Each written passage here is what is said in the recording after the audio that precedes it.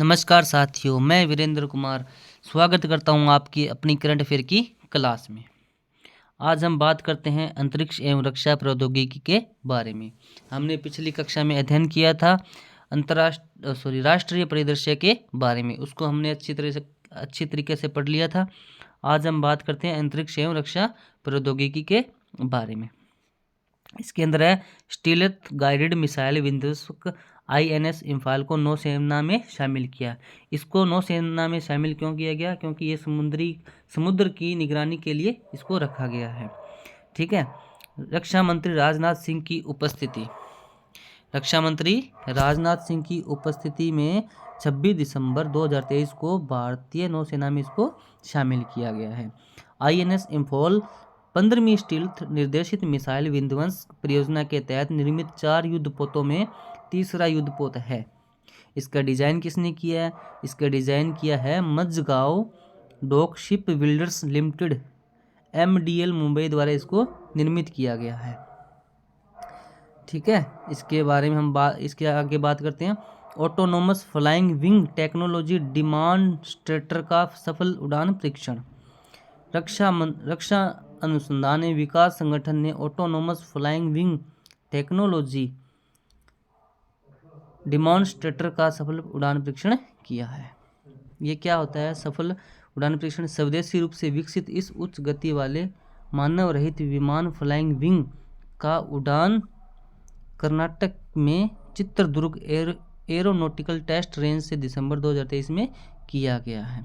मानव रहित यानी विमान बिना किसी पायलट की मदद के उड़ने से लेकर लैंड तक सारा काम इसने खुद किया है।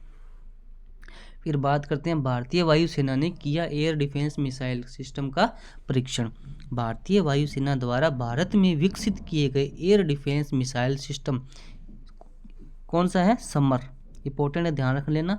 SAMAR surface to air missile for assured retaliation का सफल परीक्षण 12 दिसंबर 2023 को किया। समर के बारे में थोड़ा सा देख लेते हैं। ये क्या है? ये ऐसी मिसाइल सिस्टम है जो जमीन से हवा में मार करने वाला मिसाइल सिस्टम है। इसके बाद में हम बात करते हैं भारतीय नौसेना को सौंपा गया सर्वेक्षण पोत INS संध्यायक।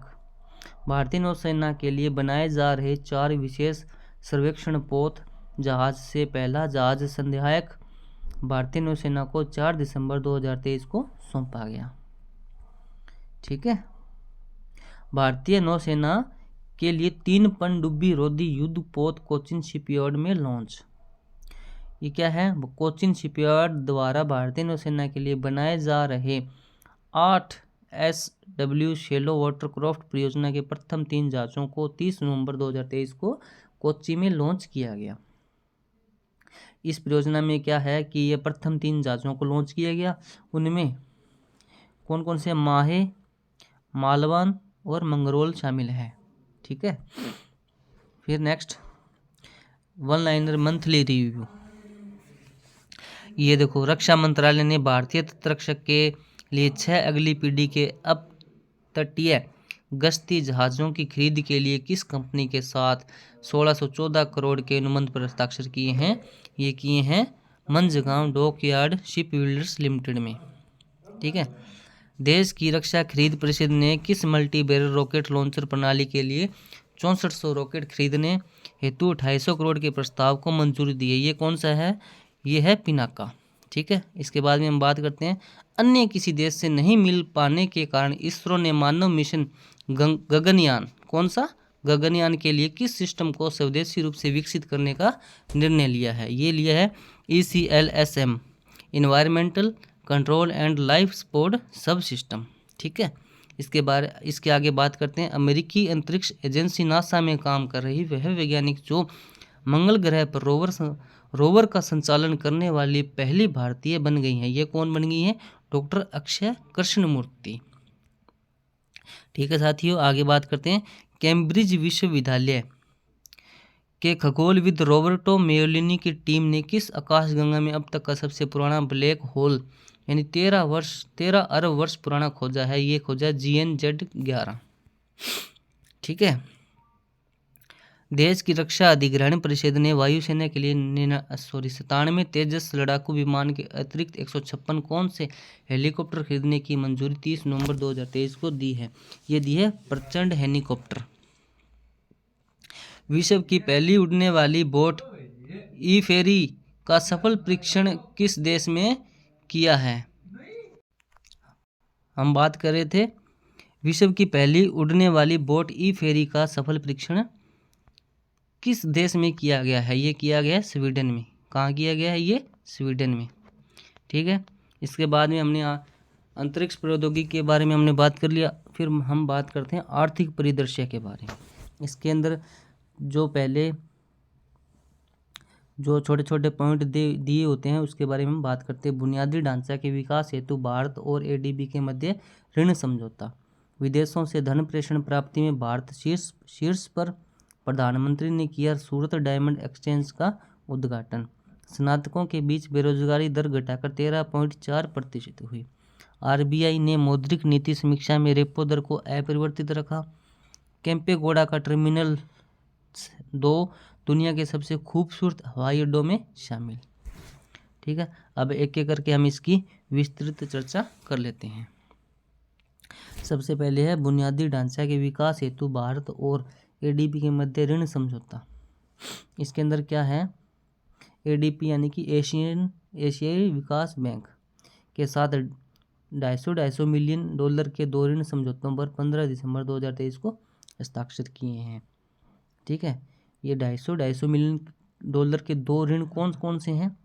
पहला है जो भारत के लिए राष्ट्रीय औद्योगिक गलियारा विकास कार्यक्रम का समर्थन करेगा। ठीक है। और दूसरा क्या करेगा? दूसरा करेगा 82 किलोमीटर के दिल्ली मेरठ क्षेत्रीय रैपिड ट्रांजिट गलियारे के निर्माण का आंशिक वित्त पोषण करेगा। फिर है विदेशों से धन प्रेषण प्राप्ति में भारत जो है शीर्ष पर है। विश्व भर में रहे स्वदेश के नागरिकों द्वारा अपने देश को धन प्रेषण के मामले में भारतीय विश्व में सबसे आगे रहा है। विश्व बैंक 18 दिसंबर 2023 को जारी माइग्रेशन एंड डेवलपमेंट ब्रीफ में कहा गया है कि भारत वैश्विक स्तर पर देश में विदेश से धन प्रवाह के मामले में सबसे ज़्यादा प्राप्तकर्ता बना हुआ है। ठीक है साथियों। इसके बाद में हाँ, प्रधानमंत्री ने किया सूरत डायमंड एक्सचेंज का उद्घाटन। ये क्या है? प्रधानमंत्री नरेंद्र मोदी ने सूरत डायमंड एक्सचेंज का उद्घाटन 17 दिसंबर 2023 को किया। इसे सूरत डायमंड बोर्स के नाम से भी जाना जाता है। सूरत डायमंड बोर्स विश्व का सबसे बड़ा ऑफिस कॉम्प्लेक्स है। इससे पहले यह उपलब्धि पेंटागन के नाम थी। बोर्स के बारे में, यह सूरत शहर के पास खजोद गांव में स्थित है। 67 लाख वर्ग फुट से अधिक क्षेत्र के में फैली इस इमारत में 4500 से अधिक हीरा व्यापार कार्यालय है। इसमें 15 मंजिला टावर शामिल है। सूरत डायमंड बोर्स अंतर्राष्ट्रीय हीरे और आभूषण व्यवसाय के लिए दुनिया का सबसे बड़ा और सबसे आधुनिक केंद्र होगा। फिर है स्नातकों के बीच बेरोजगारी दर घटकर 13.4% हुई। कितनी हुई? 13.4% हुई। सांख्यिकी और कार्यक्रम कार्यान्वयन मंत्रालय द्वारा नवीनतम आवधिक श्रम बल सर्वेक्षण रिपोर्ट जारी की गई है। इस रिपोर्ट में कहा गया है कि देश में 15 वर्ष और उससे अधिक उम्र के ग्रेजुएट्स के बीच बेरोजगारी की दर 2022-23 में घटकर 13.4% रह गई है, जो इससे पिछले वर्ष में 14.9% थी। यानी पीछे हमारी 14.9 थी, अब 13.4 रह गई है। सबसे कम बेरोजगारी की बात करें तो यह है चंडीगढ़ में। चंडीगढ़ में कितनी है साथियों? 5.6% रही है। इसके बाद में हम बात करते हैं 5.7% जो है के साथ दिल्ली का स्थान रहा है। सबसे ऊंची बेरोजगारी हम देखें तो 33% अंडमान और निकोबार द्वीप में रही है। इसके बाद में लद्दाख में 26.5% और आंध्र प्रदेश में 24% रही है। ठीक है। बड़े राज्यों में अगर बात करें, बड़े राज्यों में कैसे? राजस्थान में हम बात करते हैं, बेरोजगारी दर है 23.1% और उड़ीसा में है 21.9%। ठीक है साथियों, आगे बात करते हैं। आरबीआई ने मौद्रिक नीति समीक्षा में रेपो दर को अपरिवर्तित रखा है। RBI reserve bank of India, इसके गवर्नर कौन है? शक्तिकांत दास जी की अध्यक्षता वाली मौद्रिक नीति समिति की बैठक 6 से 8 दिसंबर 2023 को आयोजित की गई।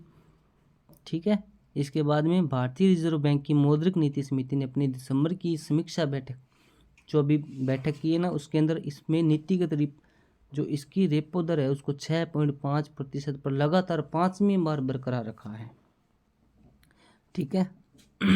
आरबीआई के अनुमान, वित्त 2023-24 के लिए जीडीपी की वृद्धि 7% रहने का अनुमान है।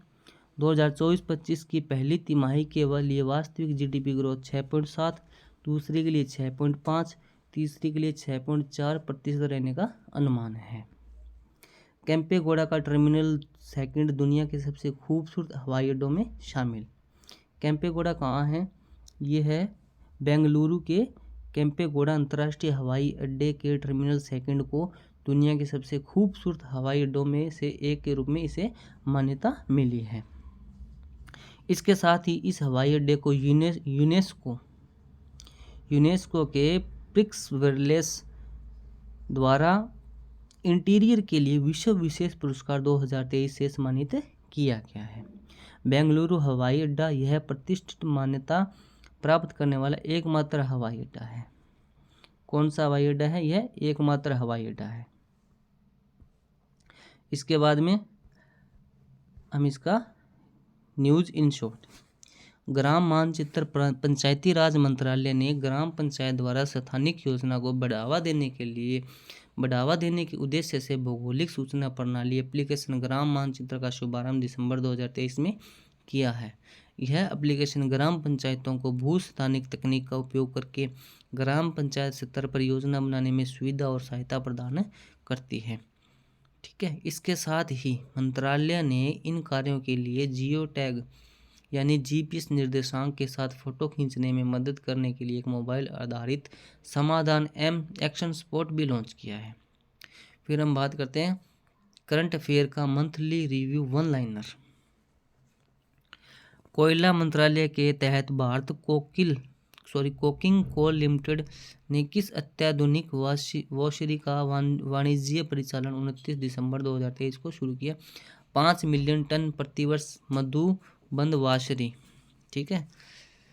कौन सी कंपनी ब्रिटिश अमेरिकन टोबैको को पीछे छोड़कर दुनिया की तीसरी सबसे मूल्यवान तंबाकू कंपनी बन गई है? ये बन गई है आईटीसी लिमिटेड।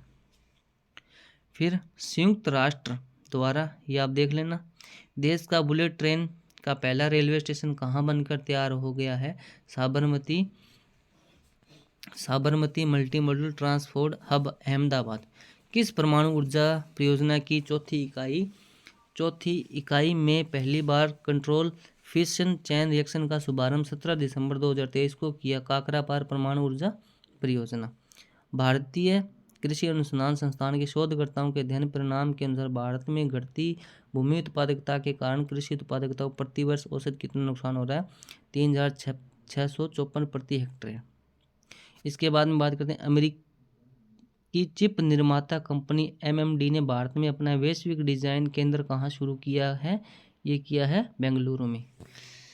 थैंक यू दोस्तों, मिलते हैं अगली कक्षा में।